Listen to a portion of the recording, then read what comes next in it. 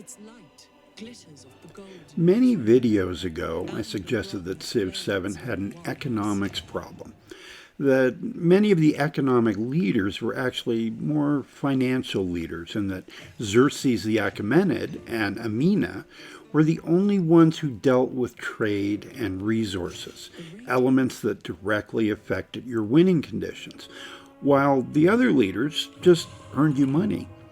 Well, that's all changed now, and I'm still recovering.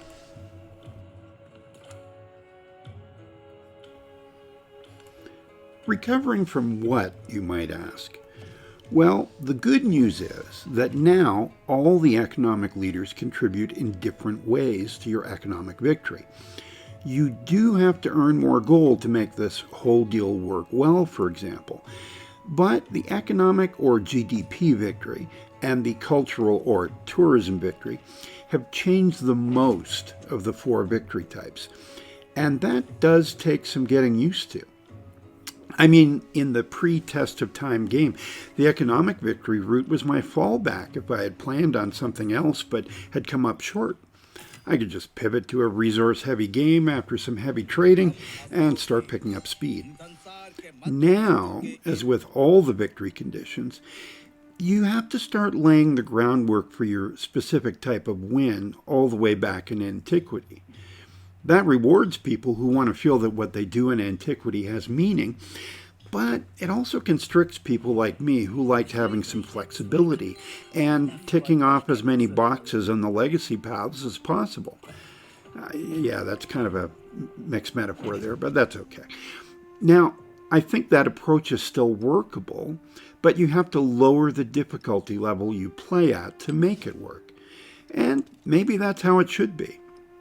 The short of it is that I've been constantly surprised over the last 2+ weeks at finishing in last or second last place in GDP almost every game. I've dialed back my level of difficulty to sovereign for the game that's going on the screen now. And I'm using Xerxes the Achaemenid with Aksum so I can get my Tao going early and start trading for resources from the get-go. All of this is because the game now is about accumulation over time.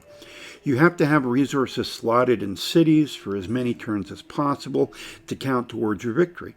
You have to have homegrown resources, but even more importantly, imported resources through trade.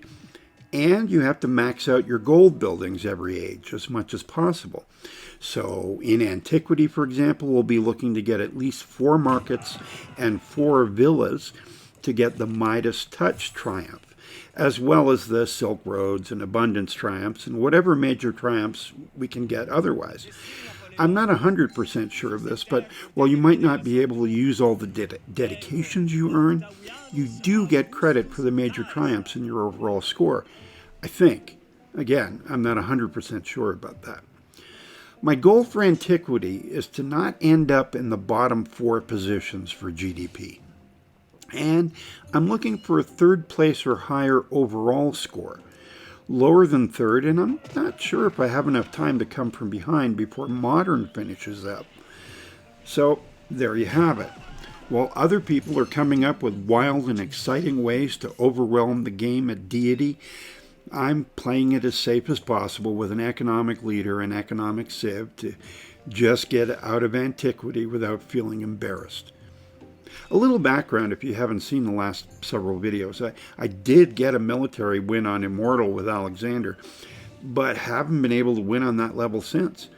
I privately did a redo of my Ada Hawaii combo I used in the workshop, and it was a squeaker, but I did get the tourism win. If I can get the GDP victory here, I'll try a science win next. So let's give you the key points here. And if you see a few new mods on the screen, I'm going to do a video about those soon as well, so bear with me for now. My usual strategy is to expand to 4 settlements as soon as possible, and then once I get a 5th one, convert 1 town to a city. But I found with the update, it makes more sense, and it's a little more urgent, to convert a town by the time I get the 4th settlement. I just need the 2nd city sooner to get building more things faster. and it's no different for the GDP route. But that can be a tough choice when none of the three towns this time were perfect for city status. In this case, I had the town of Saba at the foot of the Wonder Vinicunca, and that seemed like a good bet. My new city/town evaluating mod was telling me that Kaloe was a slightly better bet, and I did go with that, although it wasn't a terrific choice no matter what. And I realized I didn't have enough good coastal settles. Only one of my towns, Masta, was right on the shoreline. Not only that, but I forgot to build my first dhow, so I could start trading sooner.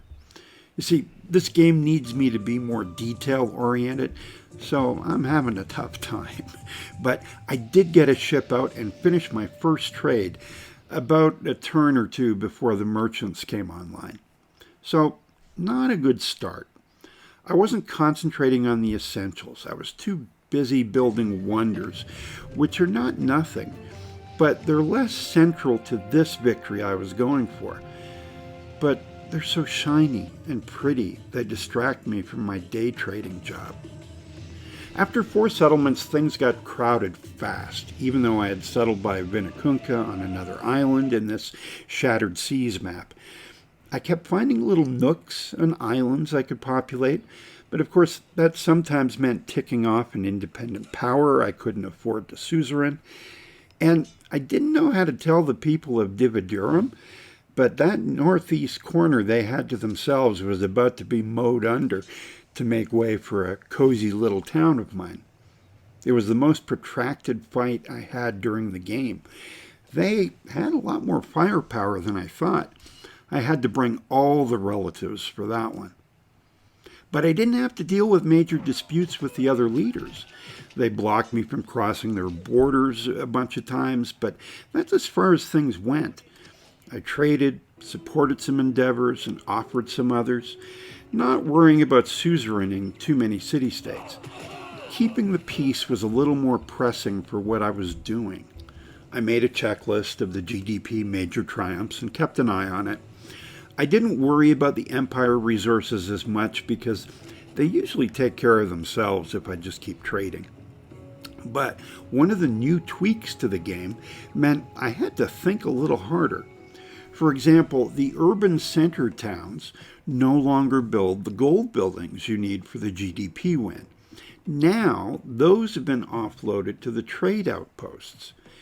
So if you want more libraries and monuments, you specialize a town as an urban center. If you want markets and villas, you're going to need to specialize a town into a trading outpost.